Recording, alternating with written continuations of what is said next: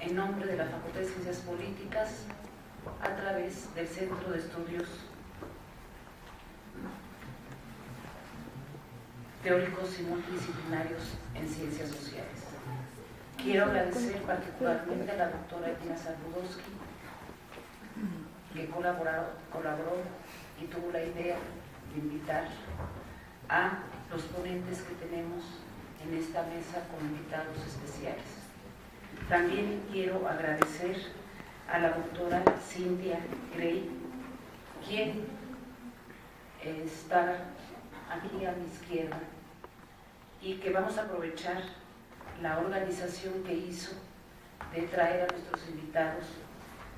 Estamos muy orgullosos de estar aquí presentándonos frente a ustedes.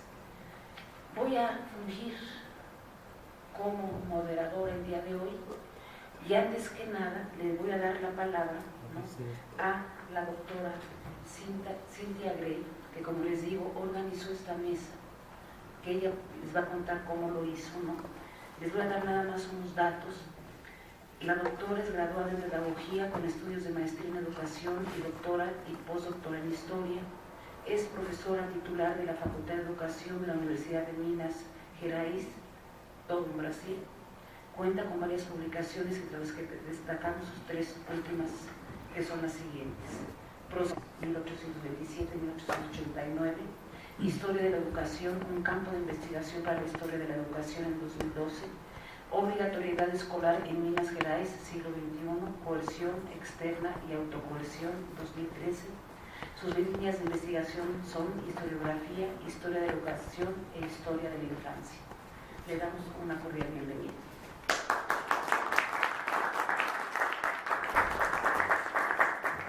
Buenos días.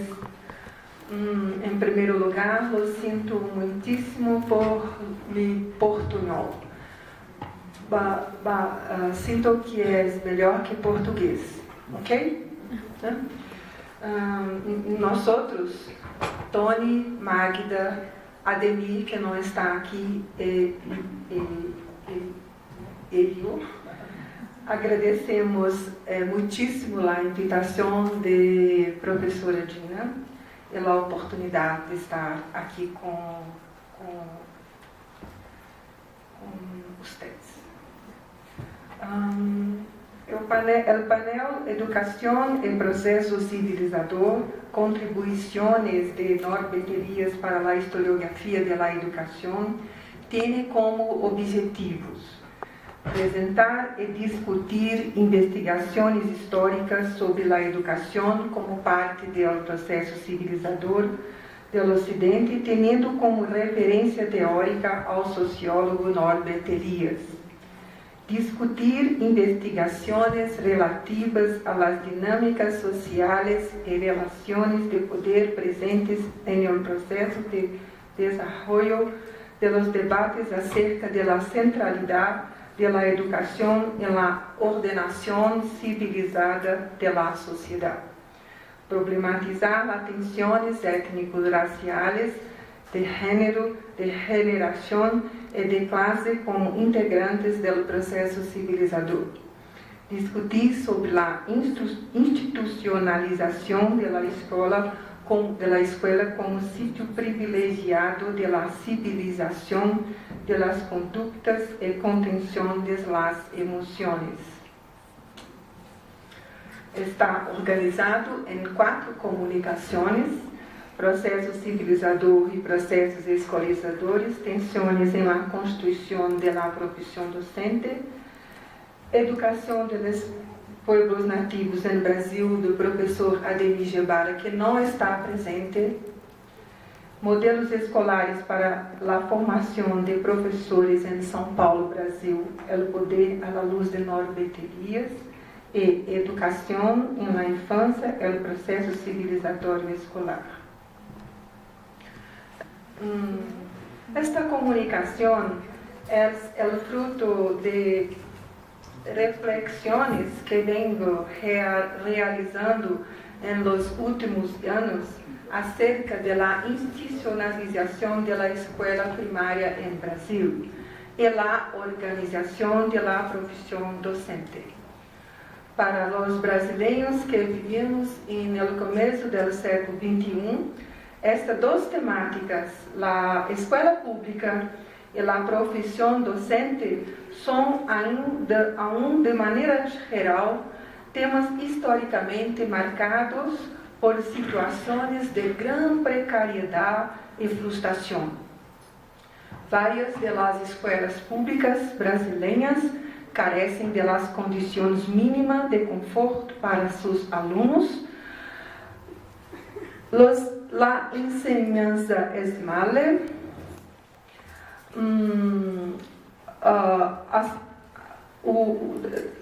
É muito precário o salário mínimo nacional para os professores. Os professores têm uma formação profissional precária e muito pouco estímulos para seguir a carreira.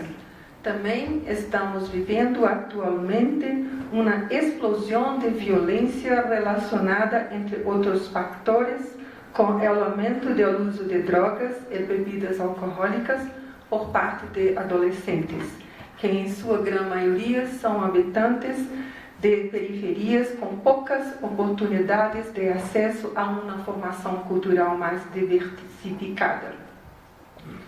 A associação entre violência na escola, escolas públicas de baixa qualidade e precariedade do trabalho docente são temas que nos chamam a atenção, tendo em mente o lugar da escola ocupa em las sociedades ocidentais, ao menos nos últimos 2 séculos.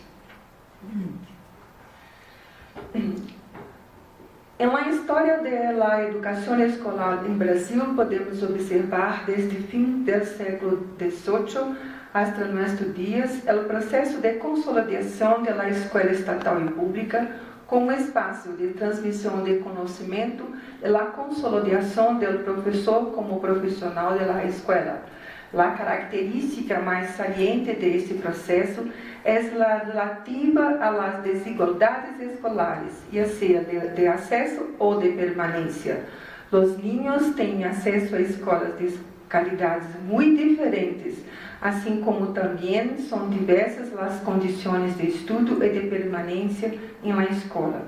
Minha hipótese é que os acessos muito desiguais em uma estendida duração histórica favoreceram o reforço à desigualdade de oportunidades e a desigualdade da distribuição de carreiras, apesar do ênfase permanente em la função civilizadora da escola.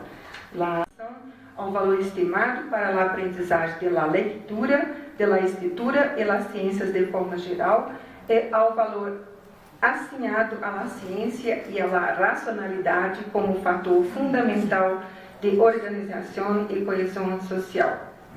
Uma questão a destacar se refere, portanto, à discussão sobre as práticas pedagógicas e os métodos de aprendizagem, pois a diferença da aprendizagem das atividades da vida cotidiana.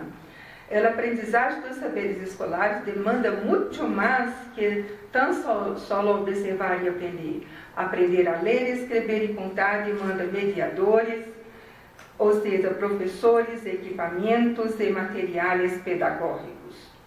Por lo tanto, a aprendizagem, em sua dimensão civilizadora, estabeleceu relações de interdependência em alto nível e por ele tensões de poder entre alunos e professores, cujo equilíbrio de poder durante um bom tempo tendeu à centralidade do poder em aluno, expressando características autoritárias em las relações pedagógicas.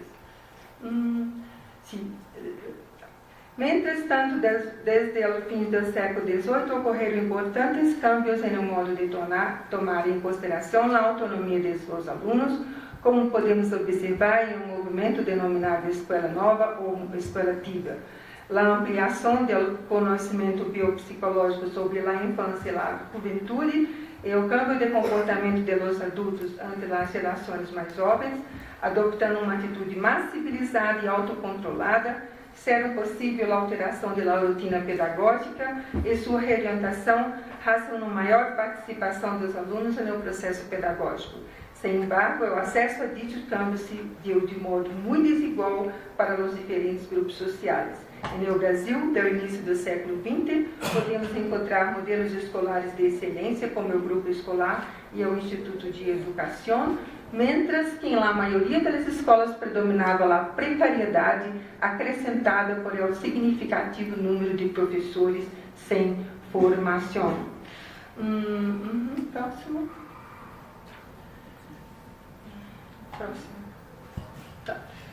Sobre a demanda social por a escola e a elaboração da função docente, temos que nas sociedades ocidentais as condições de desenvolvimento de profissão docente se dieron a partir de meados do século XVIII, quando se ampliou a demanda de professores. No Brasil se destaca o momento da estatização do controle e a contratação e a prática pedagógica dos professores por parte da corona portuguesa. Então, nós temos esses períodos,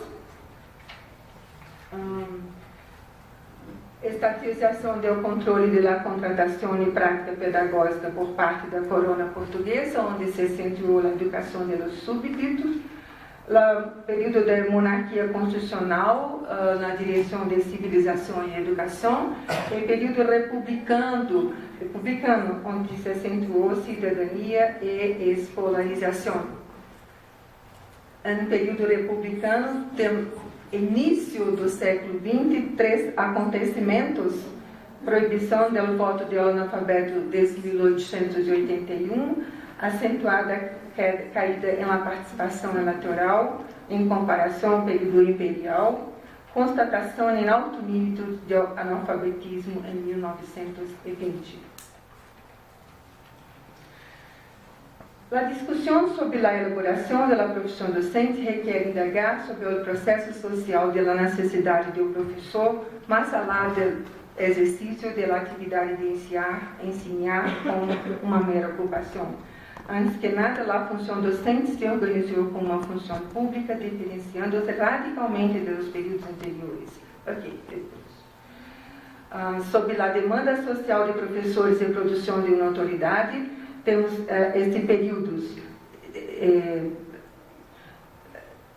Primeiro, a regulamentação da atividade docente ainda no período colonial, em seguida, século XIX, onde se instalam precariamente as escolas normais. Mas o emprego público de professor se apresentava pouco vantajoso. Em fala de 1837, o salário dos mestres primários não era atrativo para as pessoas de bem. Ou, em Europa, em los países que a instrução ha tenido progressos, a profissão de mestre é lucrativa e honrosa. Pero, em Brasil, tudo se inverte.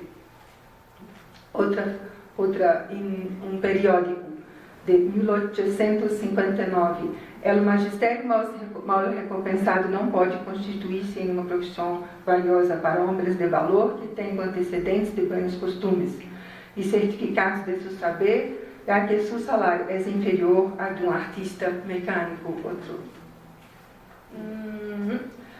Outra questão é a ampliação da demanda de mulheres na educação escolar, é o processo de feminização do magistério. A partir de finais do século XIX, se produziu no Brasil diversas reformas educacionais com a intenção de cambiar o rumo de uma escola precária. A criação de grupos escolares, a remodelação das escolas normais confirmam a consolidação da demanda social das escolas professores. A sua vez, se consolida também o entendimento da profissão docente como nova missão e, paradoxalmente, se instaura a tradição de la desvalorização socioeconômica.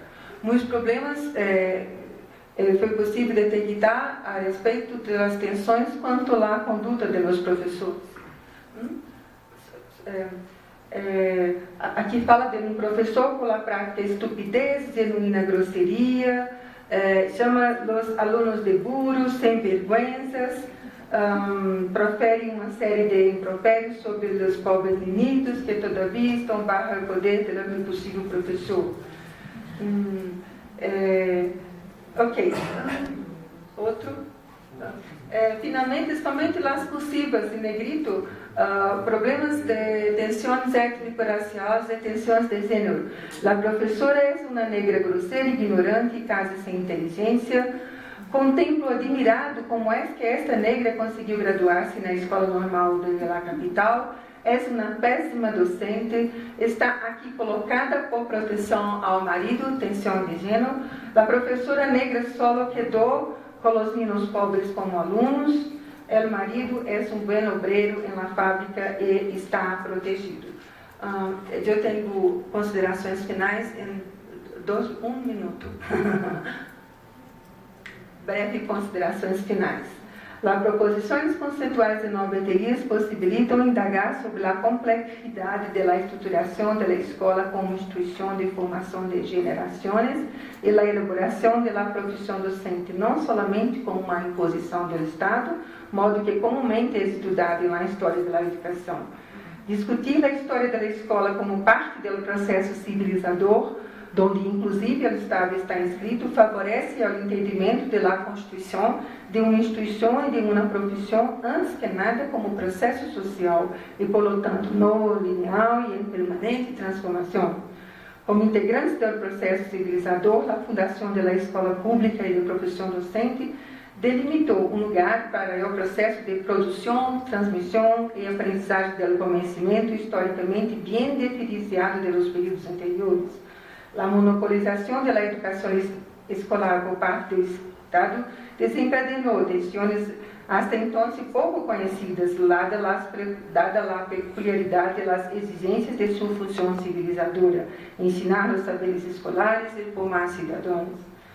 A difusão das escolas para os filhos do povo e a oportunidade de aceder a los saberes escolares expressaram em termos históricos um significativo redimensionamento das relações de poder em um contexto em que, como afirma Elias, já não era possível desconsiderar a los governados.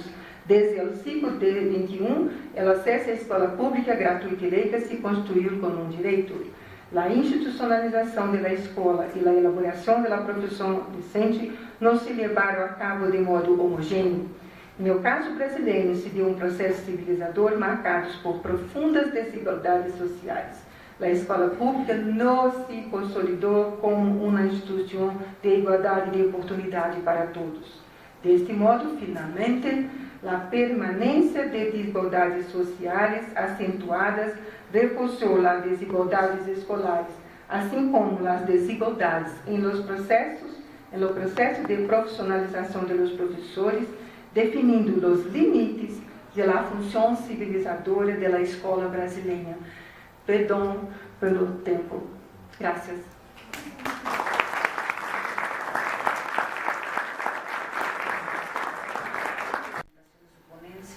No quiero sin antes presentarles al doctor Ademir Guevara, profesor de la Universidad de Campinas en la maestría en Educación de la Universidad Federal de Oro Grande.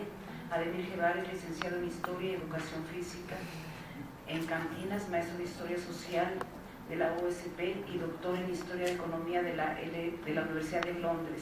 Él es un profesor de la UNICAM y fue profesor invitado en el Centro para la Educación de la UFPR.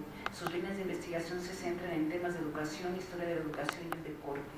Entre las docenas de publicaciones del profesor destacan los títulos El mercado de la mano de obra gratuita en Brasil, Conversaciones sobre Norbert Elias, Ensayos sobre la historia y la sociología en el deporte y el control de las emociones. Gina nos va a leer parte de su ponencia. Yo les tengo que, desafortunadamente Ademir no pudo venir, que ha sido uno de los iniciadores de este congreso de Elías. Yo les tengo que decir que voy a leer esto sin haber tenido un acuerdo con él. Entonces simplemente voy a leer las primeras partes de su ponencia porque creo que es importante. En la historia se llama La educación de los pueblos nativos en Brasil. En la historia de la educación de Brasil es corriente la afirmación de que la actuación de los jesuitas es el punto inicial de este proceso. Sin embargo, hay que considerarse que ya existían personas, comunidades, niños y poblaciones en América por lo menos 30.000 años antes de la llegada de portugueses, españoles y jesuitas. Las denominaciones prehistórico o precolonial son ya una periodización inexacta, pues desconsideran millones de habitantes no europeos aquí existentes. Aunque podamos discordar de los procesos educativos de estos pueblos, genéricamente denominamos indios o indígenas, hay que reconocer que ellos educaron a sus hijos durante milenios. La relación entre grupos es una cuestión de poder, según Elias Scottson. Presente la relación entre colonizadores y colonizados, hasta el punto que las identidades de las diferentes culturas existentes en el territorio descubierto, entre comillas, por los europeos, son niveladas de forma anómica, indios. Vale también cuestionar si la actividad profesional de los jesuitas y posteriormente de representantes de otras órdenes y denominadores religiosos eran preponderantemente de educadores o serían ellos catequizadores. Parece que al tomarse la actividad jesuítica como educadora y periodizar la historia de la educación brasileña a partir de ella, estamos asumiendo un concepto de educación, entre comillas, culto y civilizado, desde la imagen de los colonizadores. Cabe aquí las siguientes preguntas. ¿Con qué autoridad desconsidera de comportamientos y actitudes violentas y crueles en regiones colonizadas? Y esto se debe a una menor efectividad y desarrollo de los controles estatales. Es justamente la construcción de una civilización blanca en ambiente no europeo que nos remite al concepto de frontera, un concepto de vital importancia para la comprensión de la historia de la educación en Brasil. Una de las tesis más importantes e influyentes sobre el impacto de la frontera en la construcción de una civilización es el libro del historiador estadounidense Frederick Jackson Turner, presentado en 1893.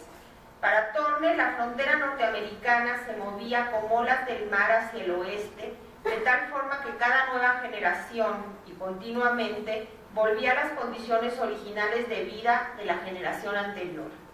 La frontera sería entonces el área de contacto entre la barbarie y la civilización. En esta región los encuentros y desencuentros han iniciado por los contactos entre los indios y los cazadores. La salvajería fue desde entonces continuamente desintegrada con la entrada de los comerciantes, religiosos, agricultores y finalmente con la implantación de ciudades y de la manufactura fabril. Turner afirmó que el significado más profundo de la frontera está en los efectos de este movimiento en la formación del carácter norteamericano. En sus palabras, comillas, la frontera es la línea de americanización más rápida. Individualismo y democracia fueron forjados en la convivencia en la frontera. Ahí la fuerza, el coraje, la iniciativa y la autoconfianza eran vitales para la supervivencia. Ahí todos tenían oportunidades. Aunque parezca increíble, Turner escribió su texto provocado por el cierre de la frontera norteamericana, por lo tanto no sería extraño comprender su interrogación final y sus consecuencias para el futuro de los Estados Unidos de América. ¿Qué pasaría ahora que ya no tenemos abierta la frontera? La tesis de Turner fue ampliamente debatida. Una de las cuestiones más relevantes apuntadas respecto a sus limitaciones se refiere al grado de universalidad para la aplicación de su modelo de análisis, pues, como han apuntado cientistas sociales brasileños, la complejidad y diversidad de las configuraciones fronterizas brasileñas desafiaban los inúmeros intentos de reproducir este análisis, incluso con adaptaciones, a los procesos de apropiación de la tierra en Brasil. En lugar de los pioneros, en sus carretones con sus familias buscando nuevas tierras para establecerse, aquí el bandeirante adentraba el sertón buscando esclavizar la mano de obra de las poblaciones nativas. De todos modos, aunque con un patrón diferente de ocupación, el modelo del área de contacto entre la barbarie y la civilización se repetía con la presencia de bandeirantes religiosos, militares, hacendados y comerciantes, cada uno de ellos buscando algo específico: mano de obra, conversión y catequesis, ocupación estratégica de territorios, producción agropecuaria e intermediación mercantil. reiterando que con relación al Mato Grosso, que corresponde aproximadamente al territorio comprendido hoy por Rondoña, Mato Grosso y Mato Grosso de Sul, tuvimos varios patrones de interdependencia en relación a la ocupación territorial y al contacto entre culturas.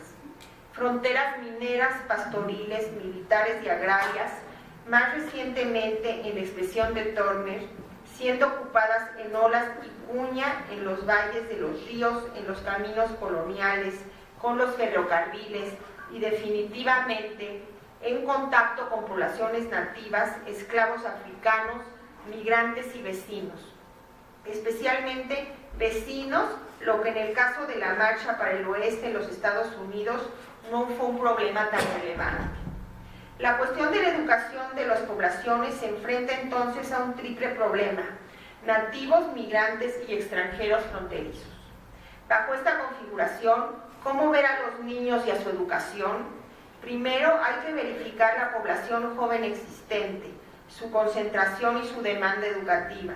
Segundo, es también necesario verificar los agentes de esa educación. Hasta que tengamos un sistema educativo más amplio e inclusivo, solo posible con el desarrollo de la capacidad del Estado Nacional de intervenir el montaje de un sistema escolar. Datos disponibles indican que Brasil tenía una población de 1.300.000 habitantes en 1776. Los datos de esta estimación están subestimados, según el autor, en 250.000, entre comillas, indios, fuera de los límites de la autoridad portuguesa. Ya en 1800, según la misma fuente, cita a Betel y a otras fuentes que pueden consultar, según la misma fuente tenemos en Brasil 2.061.657 habitantes y 27.690 en Mato Grosso. Datos más precisos emergen del censo de 1872 para una población nacional de 10.112.061 habitantes. El estado de Mato Grosso presentaba una población de 60.417. Datos poblacionales como estos hacen suponer que hasta el final del siglo XIX las iniciativas relativas al montaje de un sistema educativo, así como su poca expresividad en relación a la densidad demográfica, estarían concentradas en Cuivaca y Villa Bel. Voy a ver si puedo leer el último de los párrafos. No sé si a esto a Ademir le gustaría y estaría de acuerdo. Voy a tomar estas atribuciones que no tiene apartados.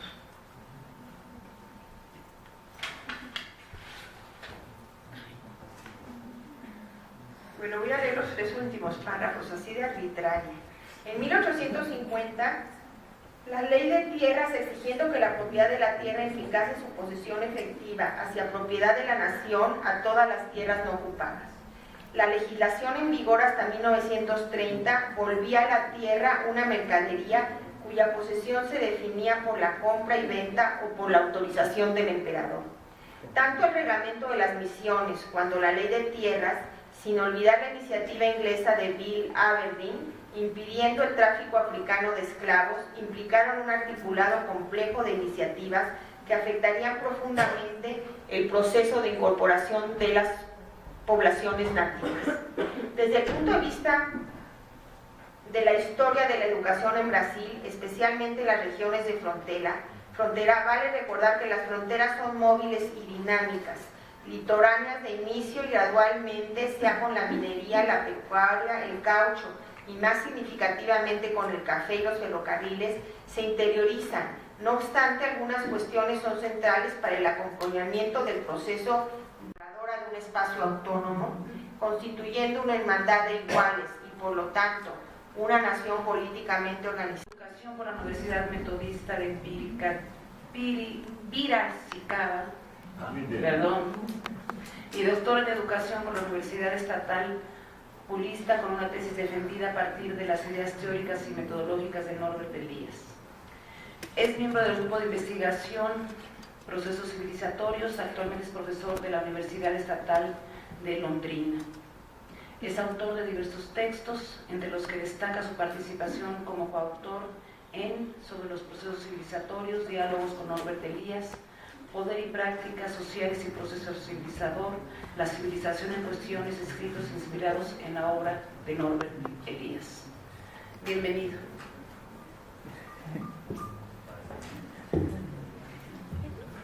Buenas tardes. Eu quero pedir permisso a vocês para falar e ler em espanhol sem agredir muito o idioma espanhol.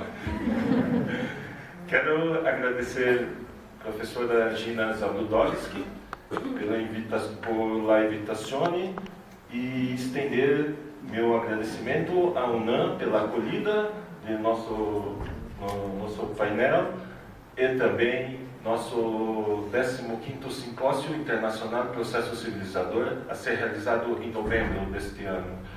Quero agradecer a professora Cíntia pela coordenação do painel e cumprimentar a professora Magda e a professora Mônica presentes nesta mesa. Minha ponência está intitulada Modelos Escolares para Formar Professores em São Paulo, Brasil, 1897 a 1921, el poder a luz de Norbert Elias. Abajo tiene mi correio, homepage de minha universidade e também homepage de nosso grupo de pesquisa intitulado Processos Civilizadores. Eu apresento uma experiência de pesquisa na área da história da educação, tendo como orientação o diálogo entre a realidade empírica e o conceito de poder proposto por Norbert Elias. O objeto empírico da investigação foi a criação legal de instituições públicas para a formação de professores, tomando como caso específico as escolas complementares e normais entre 1897 e 1921, ubicadas no estado ou província de São Paulo, Brasil. Tienes como fuentes históricas a legislação e anuários do ensino paulista. A periodização histórica justifica-se 1897 por haver sido o ano de instalação das primeiras escolas complementares que solamente em 1921 funcionaram como escola normal, recebendo os mesmos atributos da prestigiosa Escola Normal da capital de São Paulo. Então, temos dois modelos de formação de professores com gêneros similares. A organização de minha fala está prevista em 3 momentos.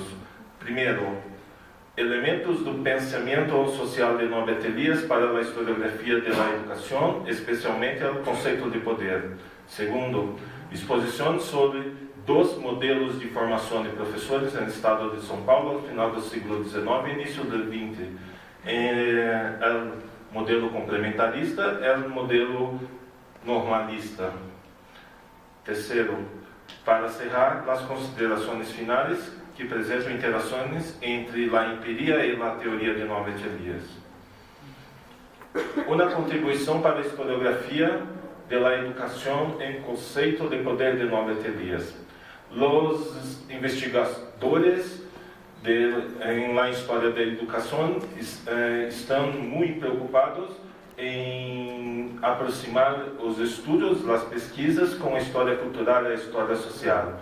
Isso para abordar questões sobre os simbólicos e suas interpretações, os processos educativos, dispositivos de controle, práticas escolares, saberes, representações, lugares, tempos e, sobretudo, seu cotidiano e cultura escolar.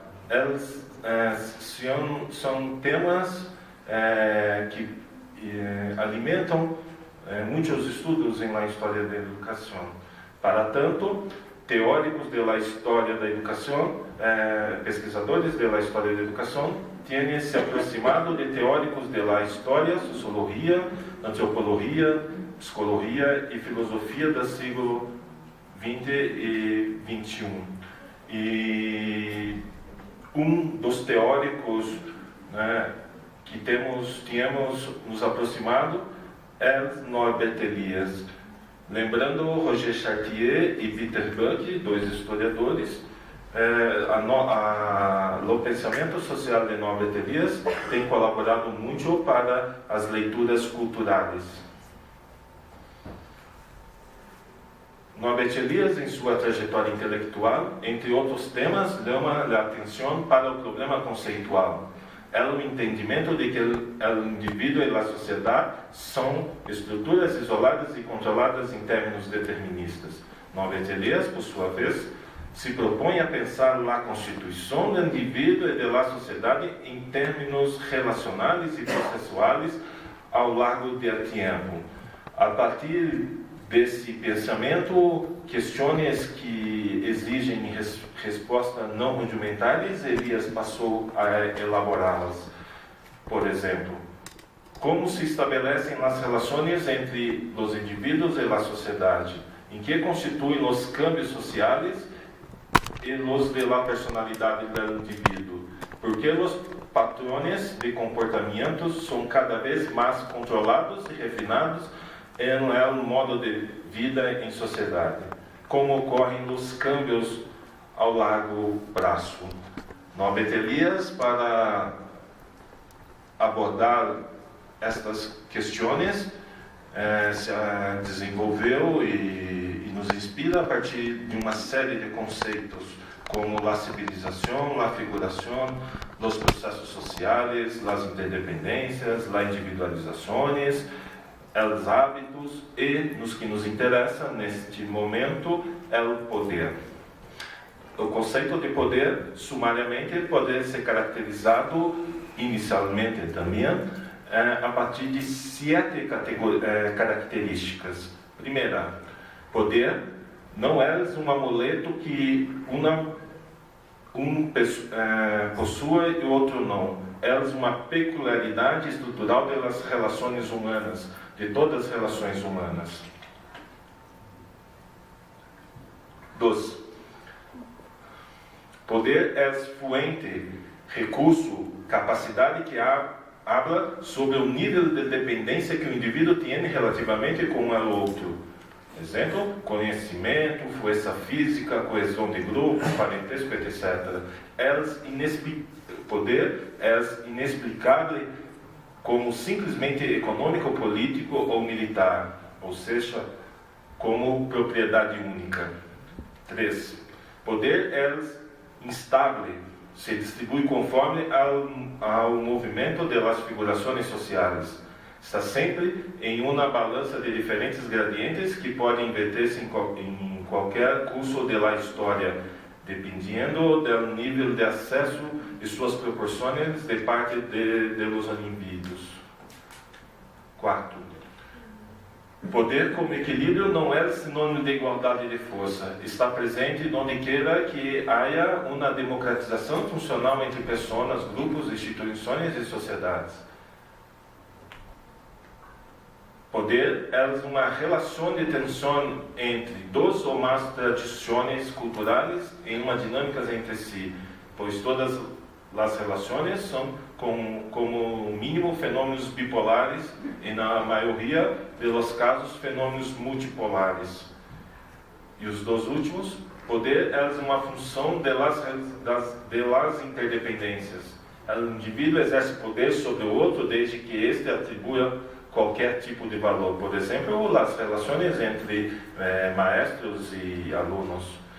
E, por fim, poder como característica estrutural das relações humanas não tem sentido polarizações como, por exemplo, bem ou mal, dominado ou dominante. Quando há grandes diferenças de poder e a superioridade prevalece por meio de muita força nas relações, pode promover alto grado de estigmatização, fixando o sentimento de valor humano inferior.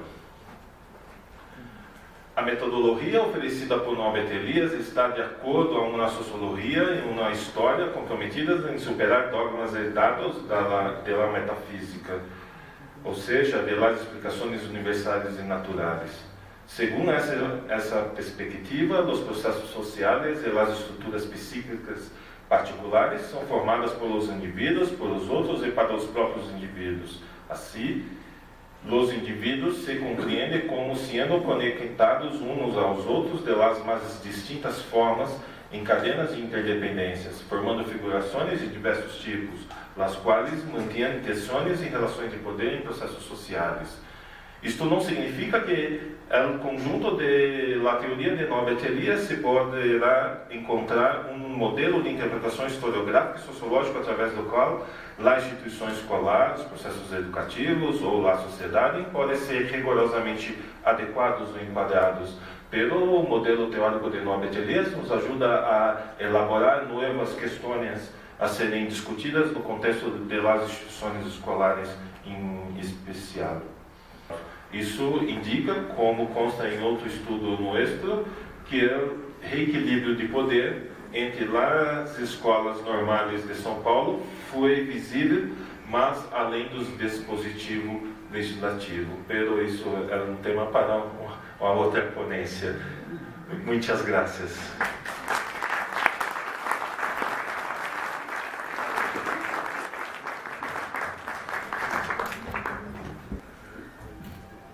Buenos días a todos y muchas gracias a Gina por estar acá y por esta invitación. Gostaria agora de cumprimentar a todos que estão nos assistindo e também especialmente a dois colegas mexicanos da Universidade de Veracruz, Horácio e Irene Marquina, que estão conosco e trabalhamos juntos em outros projetos, estão acá e vieram especialmente para esta ponência. Então, é um gosto, um prazer muito grande. E agradecer a Mônica e meus colegas de mesa para a ponência. Meu trabalho é a educação na infância, o processo civilizatório escolar. Toda a minha formação em história e pedagogia, e trabalho com história da infância, história os processos de investigação. Gostaria de pedir a Liz um pouquinho que coloque a primeira lâmina que quando que Cíntia hizo esta foto, quando trabalhamos com um personagem, creio que uma pessoa como Norbert Elias, estamos muito acostumbrados a vê-lo como um senhor, como uma pessoa grande, um intelectual importante, muito importante. Um intelectual muito importante, este senhor, e incluso esta imagem está na convocatória de 15º, e olhamos para ele, e é um senhor muito simpático, com seu livro, tomando um té, um café, quizá um whisky ou uma cerveja, não sei, me bromeando, Elias, não sei, para ler e produzir tanto, me parece que não era whisky nem cerveja. Devia ser muito té, muito... Então, Elias, sempre nós trabalhamos com esta imagem. E por este trabalho que venho fazendo, não está concluído, é um fragmento. Penso na infância, na educação, pode devolver a outra. Não hice um PowerPoint porque receberam a ponência, então vou fazer alguns destaques, hasta tenho que cuidar do tempo. Uma coisa muito importante de Elias, que empieza em tu trabalho, se diz: para Elias, todo fenômeno social é possível de investigação. Então, se sua vida toda buscou a investigar os processos sociais e como se organiza a sociedade e entender o indivíduo e a sociedade. y a poner sobre el hombre, el humano, la responsabilidad por su proceso de individuación. Cuando pensamos en Elías, es esto Elías que vimos, esta persona, esta referencia teórica. Y para esto, le dice también que los seres humanos son parte de una orden natural y de una orden social, que se va construyendo a lo largo de un proceso de civilización, que también es histórico. O sea, para Elías la historia es siempre la historia de una sociedad, pero sin duda de una sociedad de individuos.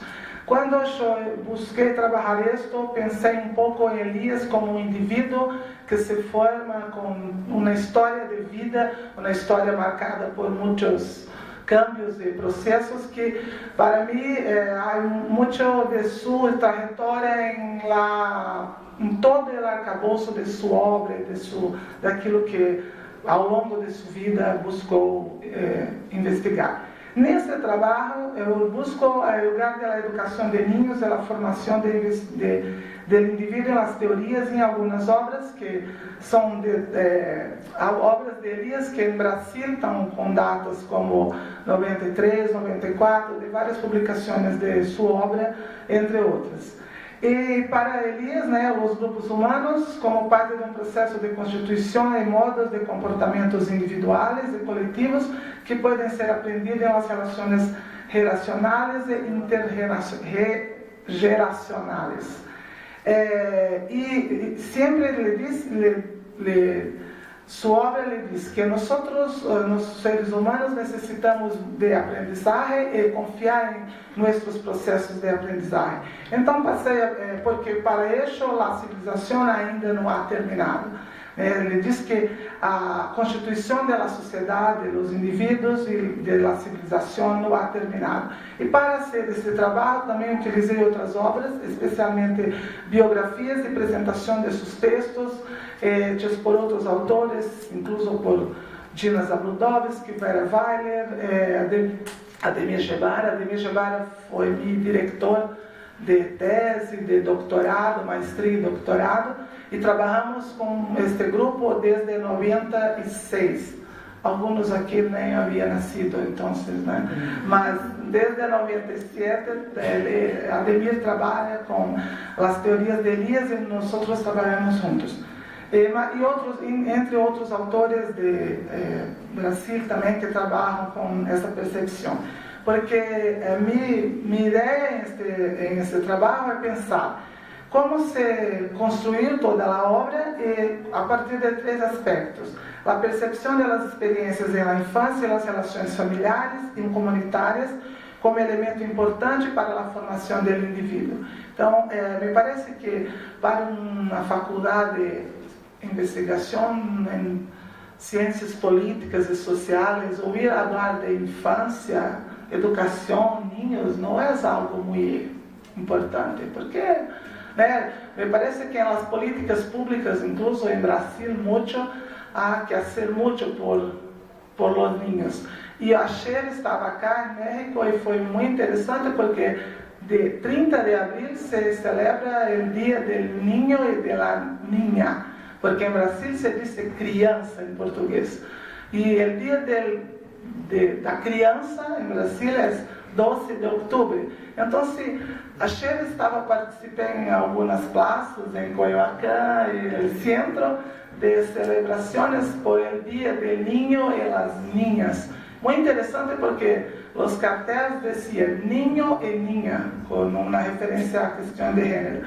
Então, para mim, estudar este período é muito importante para compreender. E busquei as referências de Elías, em sua infância, sua trajetória, a pessoa concreta. O segundo ponto, que é a experiência nombrada e assumida em sua obra da perspectiva freudiana, que está em origem de suas teses e representa a borda que mais destacou a constituição da personalidade do indivíduo a partir da infância. Entre outras, mas Elías assumidamente, incluso na nomenclatura, trabalha um pouco mais com a perspectiva freudiana. Não é minha área adentrar na psicologia, mas alguma leitura todos temos.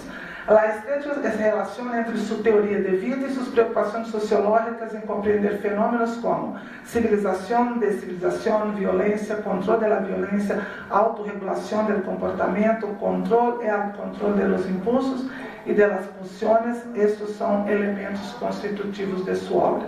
No sé si Liz está conseguindo. Então, tenho que fazer muito rápido por conta do tempo. Busquei Elias em seu período de infância em estas biografias trabalhadas com outros autores e desde a minha convicção de como a infância como um período fundador da Constituição de indivíduos, óbvio que conhecemos toda a perspectiva histórica da construção da infância como um período social, histórico, cultural, construído distintamente por culturas e períodos históricos, pero é comum que a existência humana de todos a primeira década. Em Brasil, pela norma, se é niño e uma niña hasta 12 anos por el Estatuto da Criança e do Adolescente.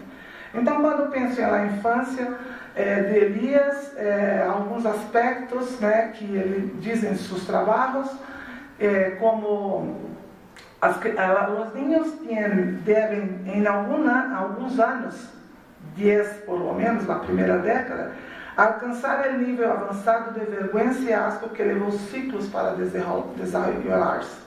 Esta palavra é muito difícil, todos erramos. Desenrolar-se, isto, compreenderam? Então, eu pensei em sua própria infância. Então, acá pensamos, Elias viveu na Europa do fim do século XX, fim do XIX, início do século XX. A sua trajetória dá algumas possibilidades de pensar como se constrói sua teoria. Uma coisa muito interessante é que, quando pensamos num processo muito largo, Elias viveu quase 100 anos. Ele morreu com 93, então viveu muito, teve muita possibilidade de pensar e buscar. Então, como seus primeiros 10 anos, sua infância marca sua trajetória. Então,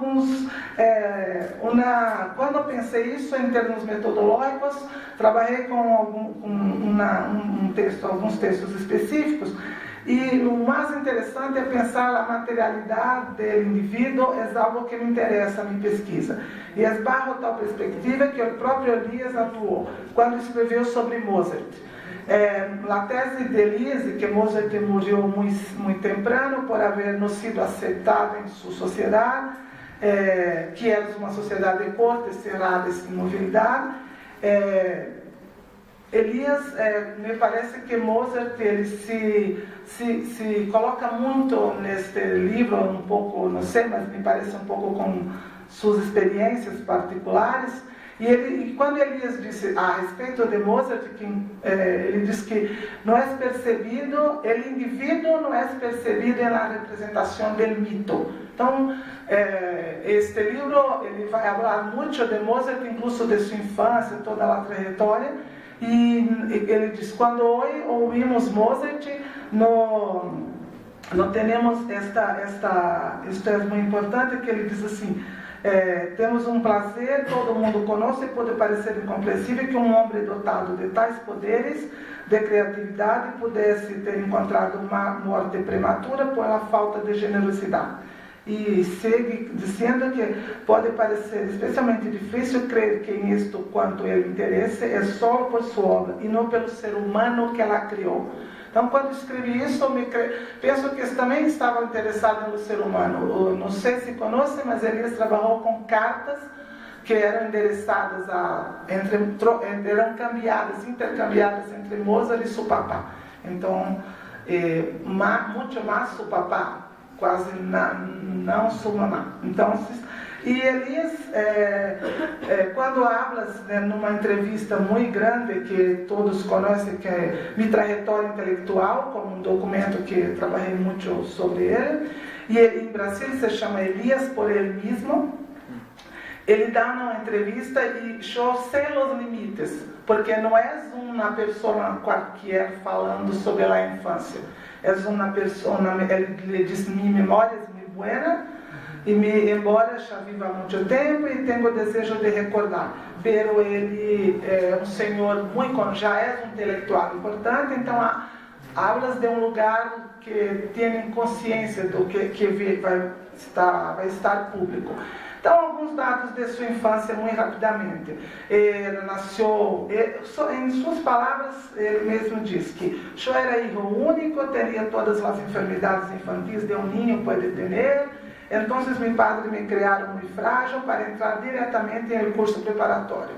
Recuerdo muito bem que eles contrataram classes particulares por meio do diretor de minha escola. Foi nessa época que comecei a trabalhar. Trabalho infantil não é muito bueno, pero diz trabalhar, literalmente, também na versão do Brasil. Também comecei a ler muito temprano, me zambuía me envolvia, não sei, em todo tipo de livro. Em essa época, eu também teria 6 ou 7 anos. Então, há coisas muito interessantes de como era judio, era de uma cultura que havia uma celebração do Bar Mitzvah, que é sua iniciação. O presente que pediu para sua parentela foi toda a coletânea do clássico alemão para ler com 10, 12 anos. Então era um ninho um pouco Mozart, um pouco como Mozart, né, creio. E foi criado com todo o cuidado, com toda a segurança por sua família, por sua mamã, seu papá, as nineras. E isso é muito interessante quando ele fala que um pouco à frente, quando todo esse cuidado vai construir a certeza, a segurança, a percepção quando não era uma pessoa conhecida, quando ninguém tinha muito interesse por sua obra. Eu tenho que caminhar um pouco mais. E aí, essa infância é toda passada na Alemanha, muito antes da guerra, sua saída de casa, a formação inicial, viveu com seus padres até os 18 anos, com seus padres, quando foi para a Primeira Guerra Mundial, e viveu com toda estabilidade, toda segurança, e numa cultura alemã. É muito interessante, não vou, tenho que aprofundar em pesquisa isso, porque em suas palavras se disse de la sensação de pertenência a uma identidade alemã, de ser judio de Alemanha, e o fato de ser alemão não era questionado em sua experiência familiar. Então diz que seu pai e sua mamãe, nadie sabia o que ia acontecer, venir posteriormente. Então, sobre a infância, duas coisas assim que, por o tempo, tenho que fazer um recorte. Quando ele diz sobre as percepções de infância em sua obra, então este senhor que conhecemos como grande, viveu toda a possibilidade, uma formação muito interessante, muito rica, com todas as condições como ele, como Mozart, e depois passou por todas o que já conhecemos na história, né, dos câmbios de sua vida. Então, quando eu falo sobre a infância como um tema central, e esta é entendida como uma construção, como eu já disse, social, histórica e cultural, parte da modernidade, e que foi cambiando ao longo da história, Elias diz em um dos seus textos que é muito interessante para reflexionar: eu sabia que meu padre e minha madre hariam todo por mim. E é por essa sensação de grande segurança que desfrutei durante minha infância que explico minha perseverança mais tarde, em la época em que escrevia meus livros e nadie me prestava atenção. Los homens traem, aí ele abre as outras coisas, depois disse: os homens traem em si mesmos, respeito a suas vidas, uma intuição que remonta a los primeiros momentos passados em sua infância. Este é um ponto, e mais tarde vai escrever um livro muito interessante que se chama La Civilização de los Padres, que para mim é muito caro em minha investigação. Elias avança na discussão acerca do lugar do ninho na história, neste texto, hace una crítica importante a los historiadores de la infancia y centra el debate en la constitución de las relaciones de poder entre padres e hijos, los nuevos modelos de familia, las nuevas perspectivas para el entendimiento de las relaciones familiares y, lo más importante, sugiere que el proceso civilizatorio en marcha cambió en la relación con los adultos y presentó también una perspectiva de mirar desde la infancia. Para Elias, los adultos dejaron de ver los niños como un reflejo de sí mismos, y es decir, como adultos pequeños. Saben que los seres humanos, en cuanto niños, tienen necesidades distintas a los de ellos mismos. Entonces, este libro es muy interesante, ele avança em uma discussão que centra, agora estamos trabalhando com escola e família, as relações entre escola e família e este trabalho, e as relações entre adultos e niños, que você pode dizer, em um contexto de institucionalização, como há, creio que em México, em Brasil, em todos os países, os niños vão muito temprano para uma instituição, em Brasil com 4 meses de vida ou 6 meses, quando as mamás terminam o período de licença. Então, depois de 6 meses se institucionaliza o niño e o Estado e toda a instituição que é um pouco responsável, porque o niño está na instituição por 8 ou 10 horas, as outras horas, e nesse momento o ambiente que não se diz em educação infantil é escola, mas é um processo de institucionalização, é responsável. E ainda sobre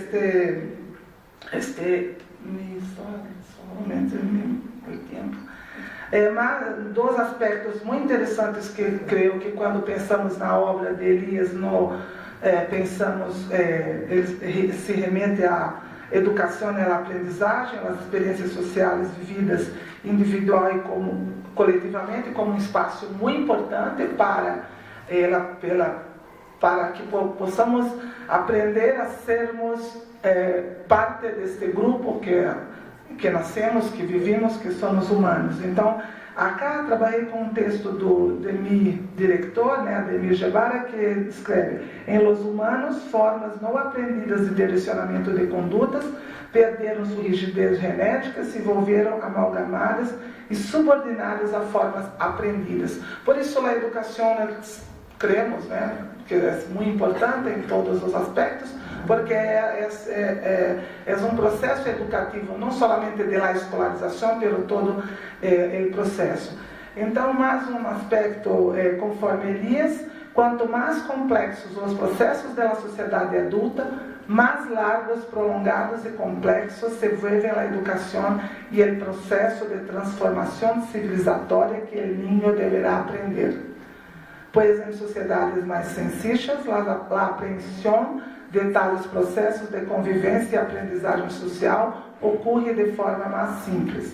Um dos exemplos é o uso da violência física com niños, que em muitos períodos era recorrente e consentida, e que foi diminuindo e sendo apartada para o fundo do seno social. Creio que acá, como em Brasil, como em outros, há um trabalho muito forte para coibir a violência física com os niños, E aí há outros tipos de violência, pero física. Então, hoje há um discurso sobre os niños que são protagonistas de sua educação, entendendo os processos e espaços civilizatórios mediados por diferentes experiências sociais de las quais eles participam. As normas que regulam o comportamento de los niños autorregulam as ações e as emoções. As formas de expressão em grupo são ações que têm como objetivo final a inserção social de los indivíduos e a continuidade relacional, ocorrendo em um movimento contínuo em movimentos de dependência e interdependência em grupo. E para encerrar, eu acho que uma coisa muito interessante que o próprio Elias diz bom, estou fazendo este trabalho, há coisas que tenho que reflexionar melhor, aprofundizar, pero com concordo com Elias que as relações sociais e o processo civilizatório individual são contínuos, é um contínuo período de aprendizagem que se inicia na infância e se estende a lo largo de toda a vida, estando, por lo tanto, sociológicamente em constituição. De modo que a educação del niño como fenômeno social necessita ser investigado. E é isto que estou tentando um pouquinho. Então, ele diz, em última instância, descobrir a los niños, abre aspas, significa dar-se conta de sua relativa autonomia. Em outras palavras, se deve descobrir que os niños não são simplesmente adultos pequenos, se vão haciendo adultos individualmente a lo largo do processo civilizatório social, que varia de acordo com o estado de desarrollo, esta palavra, de los respectivos modelos sociais de civilização.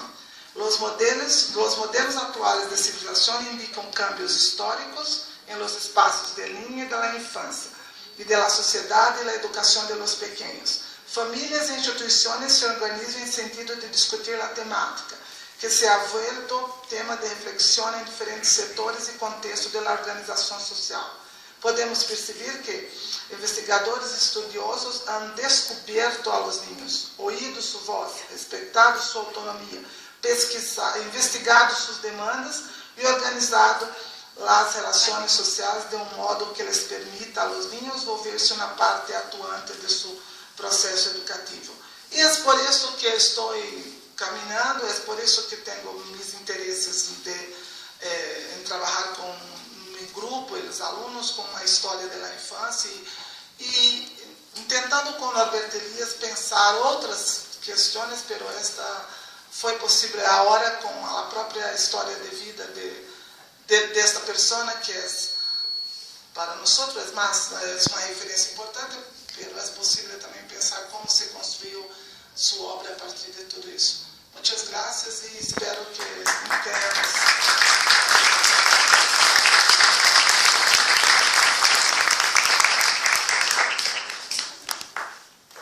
Para ir acercándonos al final de esta mañana, le voy a dar la palabra a la doctora Gina Zakutovsky. Premio a la docencia universitaria en el 2003 y Premio Nacional María Lavalle Urbina en 2005 por sus aportaciones a la ciencia política.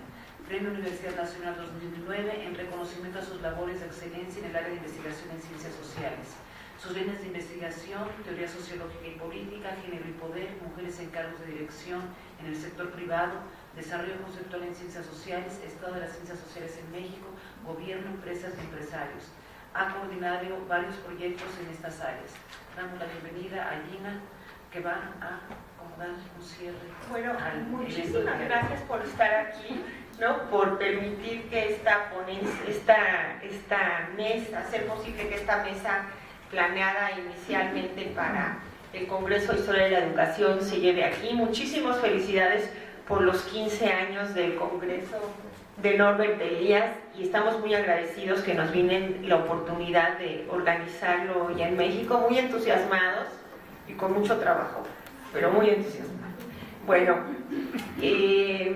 les agradezco mucho que hayan venido y muchas gracias por su esfuerzo realmente de hablar también español. Bueno, cuando los conocí hace 6 años en Colombia, Bogotá, cuando me invitaron a dar una conferencia en uno de los congresos de Norbert Elias, yo ya había oído hablar de este grupo, ¿no? Que había tenido sus orígenes en Brasil, después hicieron su primer congreso fuera de Brasil, lo hicieron hace 8 años en Argentina, ¿no?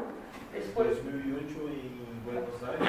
En Buenos Aires, luego hicieron en Bogotá, luego otra vez en Brasil y ahora va a ser en México.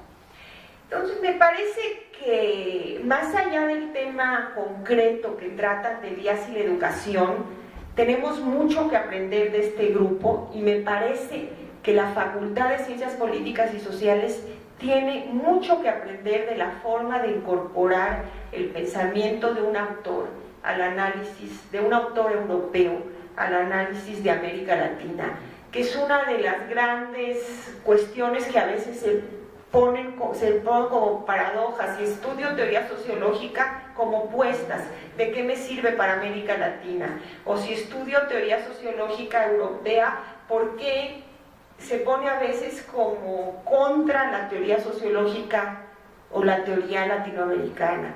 Y ellos nos brindan una forma de romper estos antagonismos, porque hay muchas formas de rescatar a Elías y de rescatar a los clásicos, otros pensadores para América Latina. Déjenme señalar solo algunas. Una de ellas es como los hacemos generalmente en los cursos de teoría, que damos una visión cronológica del pensamiento social, vamos haciendo nuestros cursos con cierta cronología, diciendo cómo vivieron los autores, en qué área vivieron, y vamos de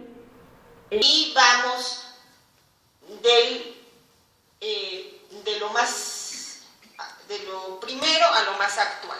Esta es la estructura generalmente en los cursos de teoría, por lo menos en esta facultad, que me recuerda lo que Merton decía, historia de la teoría, a diferencia de la sistemática de la teoría.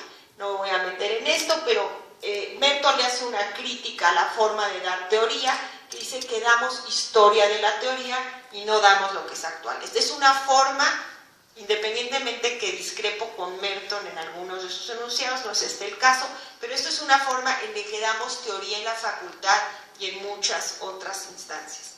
Otra forma de hacer teoría, y aquí me voy a hacer una autocrítica, que hacemos muchos en esta facultad, y creo que es propia de la facultad y otras instancias, es enfrentar corrientes sociológicas. No digo que no es válido, no me voy a tampoco dar así golpes de, ¿cómo se llama?, de flagelar a lo que hacemos en estas facultades, pero lo más corriente entre las investigaciones de teoría es llevar el trabajo teórico y hacer comparación entre autores, ¿no? Elías y Freud, en autores que efectivamente tuvieron influencias como puede ser Elías y Freud, en contemporáneos como Elías y la Escuela de Frankfurt, en autores que lo influyeron como Elías y Weber, yo he hecho algo sobre esos temas, en Elías y Foucault porque tienen cosas parecidas, en Elías y la Escuela de Frankfurt porque responden a una época y rescatan la herencia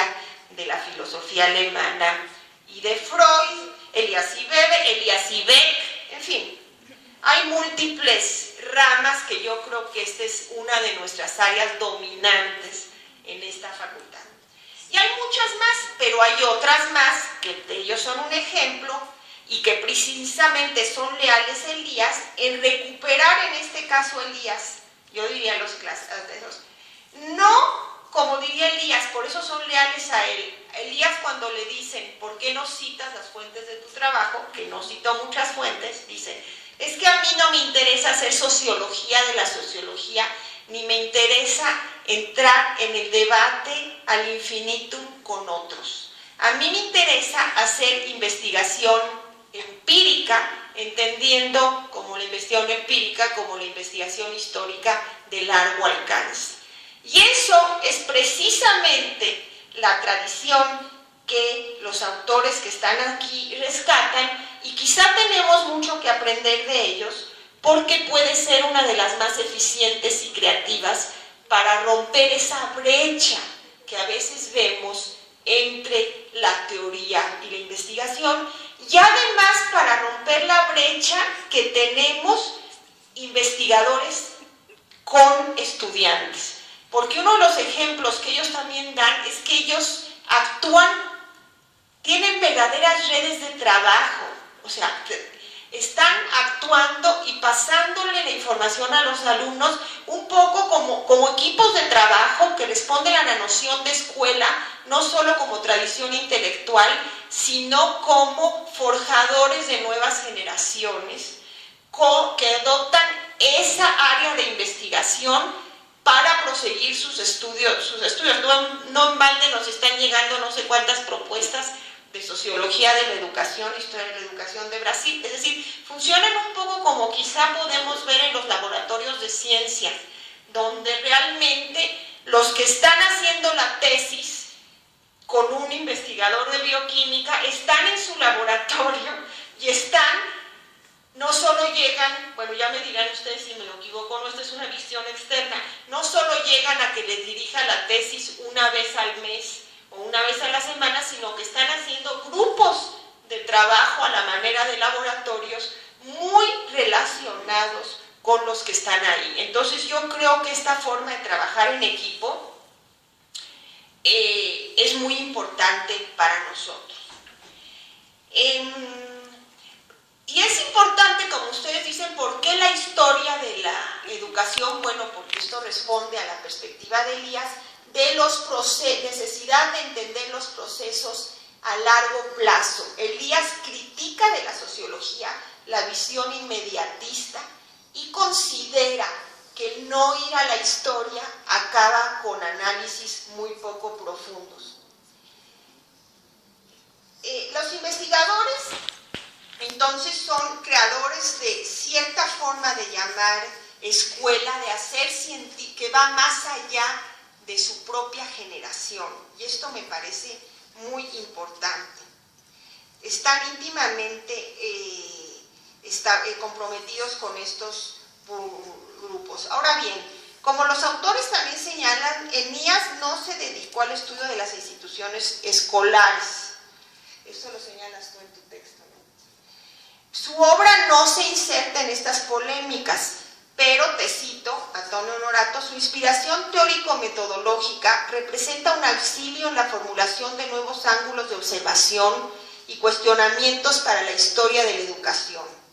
De acuerdo a las perspectivas de Elías, los análisis de historia de la educación parten de un enfoque procesual, de una interpretación del proceso histórico a largo plazo. Como señala Cynthia Grave, el proceso civilizatorio es una tendencia social de largo plazo, no obstante no está planificada a priori, como lo señaló también Marra. Nos hablan así de configuraciones y de poder y de tendencia. De hecho, uno de los ejes de Elías son las relaciones del intercambio y las continuas relaciones de poder, como lo mostraron aquí los panelistas. De hecho, el trabajo de Tony Honorato presenta su investigación a la luz del diálogo entre la realidad empírica y el concepto de poder señalado por Elías. La escuela no es un orden de transmisión únicamente de conocimiento, sino desde luego, y es lo que más le interesa a este trabajo desde la perspectiva de Elías, de comportamientos y explícitamente de contención y autocontención social, que son los temas tópicos de Elías. Como lo señala Grace, el nivel de autocoerción demandado por el aprendizaje de los saberes escolares y la especificidad de los lazos de interdependencia entre profesores, alumnos y gestores.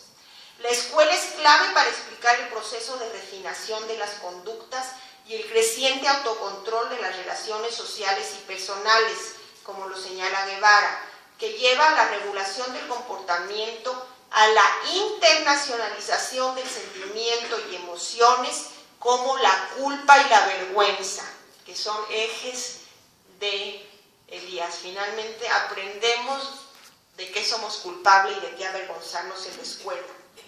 Y señalan muchos problemas que persisten en la actualidad.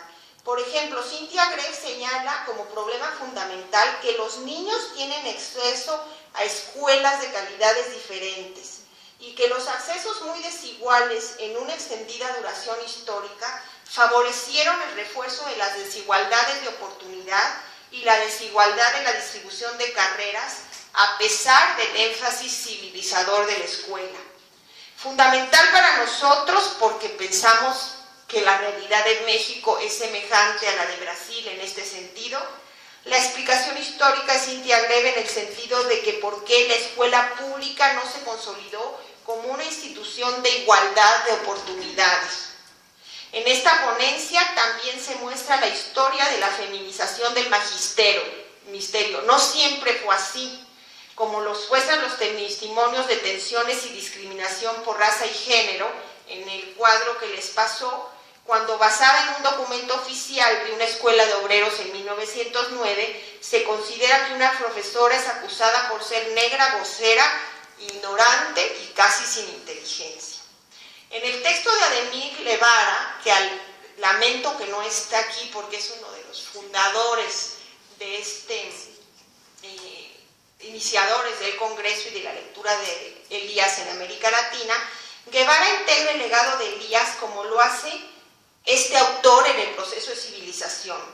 Vincula lo que se aprende en la escuela, el surgimiento de los buenos modales allí aprendidos, con los procesos de monopolización fiscal y política del Estado colonial. Guevara presenta una crítica a la periodización de la historia de la educación brasileña, que al considerar que inició con los jesuitas, asumió un concepto de civilización, de culto civilizado, que parte de la imagen de los colonizadores y que no tiene en cuenta la existencia, cito, de comportamientos y actitudes violentas y crueles en regiones colonizadas. De ahí se deriva lo fundamental de su artículo, que cuestiona y critica la historia de la educación en Brasil, que excluye el periodo precolombino. El texto retoma el análisis de Elías de los establecidos y los recién llegados para analizar las relaciones entre colonizadores y grupos indígenas. Como Elías, Guevara considera que estos procesos educativos a la luz de la constitución de los estados nacionales. Elías retoma no solo, como señala Guevara, Elías no solo toma las tesis del proceso civilizatorio que implican control de la violencia y de las emociones, sino lo que se considera como su opuesto, los procesos descivilizatorios, y considera que en este sentido, cito, la colonización civilizatoria desde el punto de vista europeo implicaba un proceso descivilizatorio y explícito, pues la violencia y la destrucción de poblaciones autóctonas llevaba a su eliminación física. La civilización europea descansaba más en procesos letrados en comparación con las nativas que dependían de transmisiones orales. Ademir señala que hasta 1850 se ve accesible la alteración en la balanza del poder en favor de Europa y nos da cuenta de las diferencias medidas de civilización entre los indios que se presentan en 1923 en los apuntes para la civilización de los indios bajo el Imperio de Brasil. El contacto de poblaciones con civilizaciones orales es uno de los más relevantes desde el punto de vista de la historia de educación de Brasil, según Guevara. En cuanto a Antonio Honorato, en su ponencia se preocupa por los vínculos entre la investigación y los conceptos, y quiero agradecerle a él porque una de las faltas que también es frecuente en la investigación es no precisar suficientemente los conceptos. En el cuadro que nos enseñó sobre el poder y los distintos tipos de poder, nos hacen poder seguir, poder y poder, nos posibilitan de seguir teóricamente sus argumentos, que luego va a ser un punto de interpretación empírica. Entonces, su precisión conceptual en tanto figuración, hábitos, conceptos, definiciones de poder y todo esto, creo que son un valor especial de su trabajo, más allá de su análisis en concreto de las normales de Brasil, sobre la que no puedo comentar mucho porque no conozco. En cuanto a la ponencia de Magda, nos da el carácter humano del autor. Nos presentó su foto, supimos que no tomaba vino o cerveza, porque si no, no hubiera sido tan productivo, o supusimos, ¿no?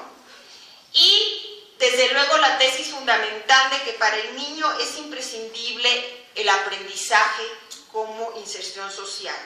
La autora recurre al texto de Elías, La civilización de los padres, donde este avanza en la discusión acerca del lugar del niño en la historia y hace una crítica importante a los historiadores de la infancia que no ven las relaciones de poder entre padres e hijos. ¿Qué mejor que el ejemplo del estudio de Elías sobre Mozart, Sociología de un genio, donde gran parte de su sufrimiento se lo debe a su padre Leopold, que antes de nacer o cuando nació, inmediatamente pensó en su hijo como músico de las cortes, que tuvo mucho énfasis, pero Mozart, como lo explica Elías, se quiso independizar de esto, y por la época y las figuraciones no le fue posible. O sea, Mozart no podría haber sido Beethoven, pero tuvo la frustración de no poder dar ese paso, de no ser un músico para un auditorio en vez de músico para las cortes, porque las configuraciones de su época no se lo hubieran permitido, ¿no? Entonces, ahí está, como lo cita la autora, un estudio sobre el dominio del padre, el poder del padre sobre el hijo. La autora analiza cómo la educación que es propia de los espacios familiares se traslada a una esfera estatal e institucional, representando diferentes lugares de aprendizaje. Conforme Elías analiza los procesos de la sociedad adulta más largos, prolongados y complejos que vuelven en la educación y la transformación civilizatoria del niño para aprender. La infancia es un periodo en el cual las coacciones externas e internas se forjan la estructura de control y autocontrol de las emociones. La vergüenza social, el control de las emociones, pulsiones, la repugnancia, el asco, desde que los primeros ejes de la educación son cómo comer, cómo agarrar la cuchara, que es un triunfo. Digo, nada más poco natural que aprender a usar un tenedor, ¿no? Es que tener al niño para ser civilizado. Entonces, constituyen los comportamientos esperados en la infancia. La autora termina con una oración interesante, señalando que actualmente las concepciones más avanzadas pretenden que los niños son protagonistas de su educación, entendiendo que los procesos y espacios civilizatorios son mediados por diferentes experiencias sociales de los cuales participan. Yo me pregunto si en muchos casos no son los nuevos tiranos, ¿no? Yo preguntaría a la autora, ¿cómo influye esta nueva educación en las formas de coacción y autocoacción de los niños en la sociedad moderna? ¿Están más relajadas? Magda hace énfasis en la perspectiva freudiana de Elías y efectivamente, como Elías señala, infancia es destino, como Freud señala, Magda parece aplicar la tesis de que infancia es destino y considera, yo creo que adecuadamente, que el cariño, la educación y la atención recibida por Elías en su infancia son fundamentales para que él pudiera, como dijo, seguir a contracorriente cuando el ámbito de Inglaterra lo llamaba a seguir otras posturas intelectuales. Entonces, este énfasis en y lo que hace Elías es historizar a Freud, es decir, a diferencia de otros autores, donde Freud también fue muy importante, como la Escuela de Frankfurt, específicamente Marcuse, en Eros y Civilización, que es una discusión filosófica, ¿no? Frente a Freud, lo que hace Elías es lo que él considera que es la sociología, a darle una dimensión histórica a las tesis de la represión freudiana. Magda nos muestra infancia de Elías, también señala, o sea, así como si nos quedáramos en los cuentos de hadas, aunque hace mención a lo que pasó después, su objetivo era la infancia, pero desde luego el cuento no terminó ahí, terminó bastante mal, terminó en que no mal porque llegó a los 90 años, pero como Magda señala, su identidad de su familia era prioritariamente alemana, más que judía, y esto es lo que facilitó su exterminio. Es decir, cuando Elías, como antes se persiguió a los intelectuales que a los judíos, Elías como intelectual judío y como pasó también con muchos miembros de la Escuela de Frankfurt, emigró antes de Alemania, escribió sus libros en la biblioteca del Museo Británico y cuando sus padres fueron a visitarlos por última vez, les insistió en no regresar en Alemania. Eso está en mi trayectoria intelectual. Sus padres respondieron, no me va a pasar nada, yo tengo hasta los bigotes que tuvo un emperador alemán, yo sobre todo soy alemán y estoy totalmente integrada, Regresaron a Alemania y nada más paradójico que el proceso de civilización que se imprime por primera vez en 1939 en alemán, cuando habla de la contención de la violencia, esté dedicado a sus padres que mueren en los campos de exterminio de Auschwitz y Breslau.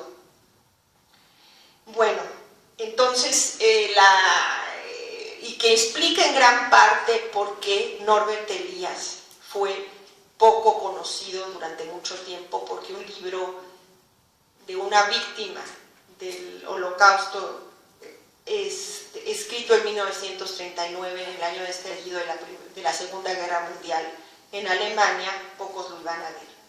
Bueno, yo después de esto les voy a hacer unas preguntas generales a los autores, porque hacerlas particular, pues a ver si ya tenemos oportunidad en nuestro congreso. Una cuestión, con el ánimo un poco de ser crítica incluso al autor que estamos estudiando, han señalado los puntos del día y las oportunidades que les brinda como interpretación. Sin embargo, en la medida en que tenemos que distanciarnos un poco, primero nos enamoramos, pero luego tenemos que casarnos, y cuando nos casamos ya tenemos que ver los defectos. Entonces yo les preguntaría si sienten que el planteamiento de Elías les presenta algunas limitaciones en sus tesis. La otra cuestión es en qué medida la historia de la educación en Brasil tiene elementos similares a la historia de la educación en América Latina. Otra pregunta más es cómo se vincula, que Mónica ya dirá, se pueden quedar como contestadas o no por el tiempo, porque Elías también escribió sobre el tiempo como autocoacción. O sea, tiene un libro que se llama Sobre el tiempo, y el tiempo limita en la modernidad. Entonces forma parte de nuestras autocoacciones. Entonces, como nos tenemos que regular, pues aquí estamos regulados. Entonces, ¿en qué medida, otra pregunta es cómo se vincula esta dimensión histórica con la situación actual de la educación en Brasil?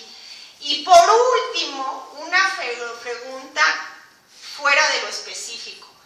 ¿Qué están haciendo en Brasil para fomentar la investigación en ciencias sociales y la investigación en general, para permitir que ustedes vengan acá, que como lo señalaron ya en el Consejo Mexicano de Ciencias Sociales, en el congreso que hubo en Chiapas, después de la Mesa de América Latina, alguien se paró y efectivamente dijo, ¿qué está pasando en Brasil? Que ya la mayoría de los ponentes de ALAS fueron de Brasil. Yo he visto este cambio en mis asistencias a congresos. Cuando empezaron y estaba Cardoso, pensé que porque se trataba de un sociólogo.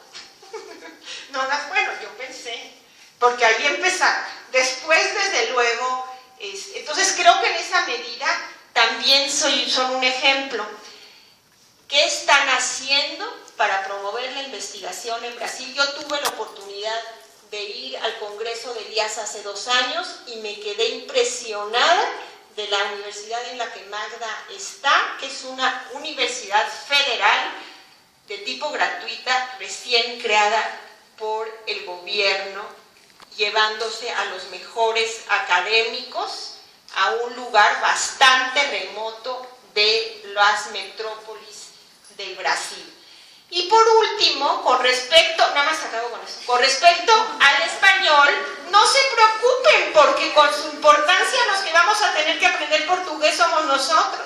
Al rato donde lleguemos, nos vamos a sentir que la mayoría de los plurales, si no se ponen pilas el gobierno y la política estatal de apoyar la investigación en otros países de América Latina, como ustedes van, les anuncio que se entrenan en su portugués. Todos ustedes. Gostaria de falar rapidamente a respeito de la relação entre história da educação em Brasil e história da educação na América Latina, dizendo que é muito difícil porque Brasil é muito grande, é muito diferente cada estado, é muito diferente a história da história de educação em cada província ou em cada estado brasileiro. Também a América Latina é muito diferente. São países com tradições muito diferentes. Mas temos uma maior diferença. A América Latina foi colonizada por espanhóis, como usted, e o Brasil foi colonizado por portugueses. E temos, assim, enormes diferenças, muito grandes diferenças, se pensarmos heranças desses processos colonizadores. Isso aponto apenas o início de questões para pensar a comparação entre América Latina e Brasil. Apenas algumas questões, porque o tempo é muito pequeno, pouquinho tempo. Tá. Fazer uma rapidinho, tá? Bom, rapidamente, as limitações são algumas que podemos falar depois em minha experiência. Por exemplo, Elias não escreveu sobre infância, sobre solamente a civilização dos padres. Então, os temas como a relação de poder entre padres e filhos, a história da infância se apropria dessas temáticas que são muito caras para entendermos o processo de civilização de los niños e civilização da escola. E a escola como um processo. En mi área não decimos tanto a escola, pero a institucionalização de los niños. E também em trabalhos como pensando hoje como China, que é um grande problema para pensar na tirania, a ditadura de los niños, o espaço, porque Elias escreveu em meados do século XX, então se não conhecia os niños e por supuesto nos hijos, nossos hijos que são niños. Então, com toda a tecnologia, é muito difícil trabalhar com esta perspectiva. Tenho que fazer algumas leituras e em texto eu apontei algumas divergências, incluso porque o pensamento de Elias se aproxima um pouco de pensamento clássico, como Platão, Santo Agostinho, que pensava o niño como desprovido de la racionalidade.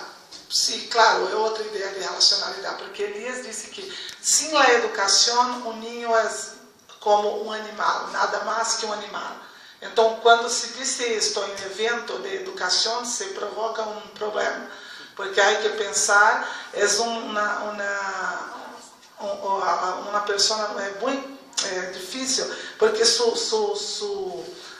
sua palavra, Elias escreve exatamente isto, que os niños, sem o processo educativo, não passam de um animal.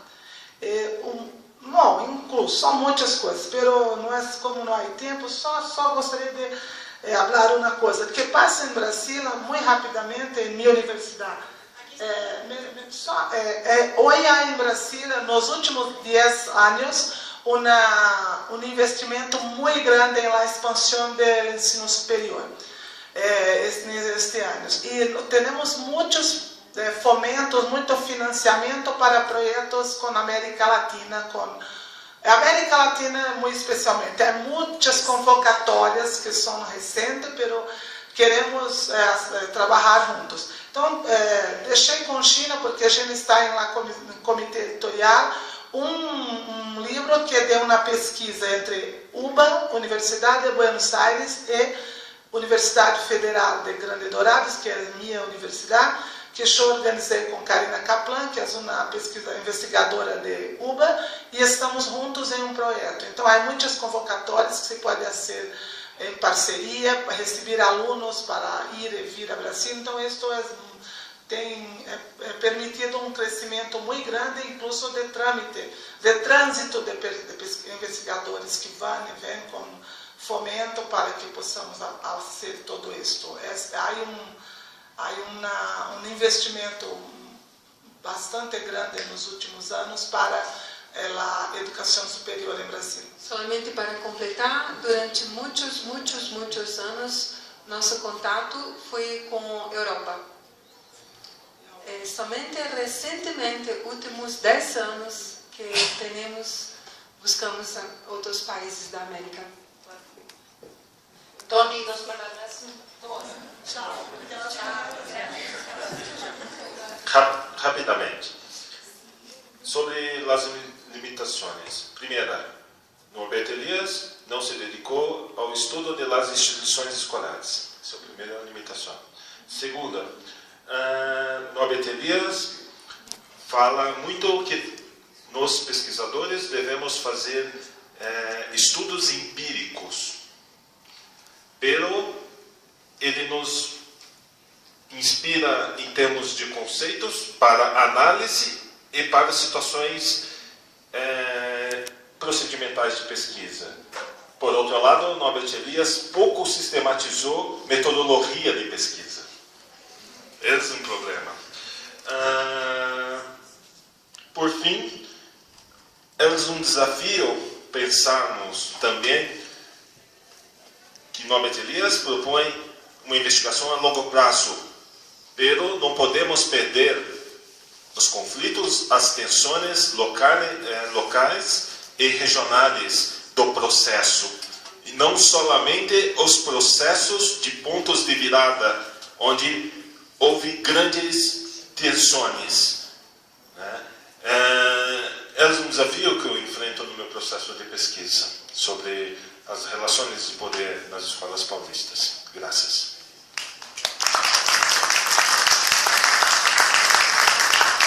Y a nombre del Centro de Estudios Teóricos y Multidisciplinarios y a nombre de la Facultad, muchas gracias por estar aquí.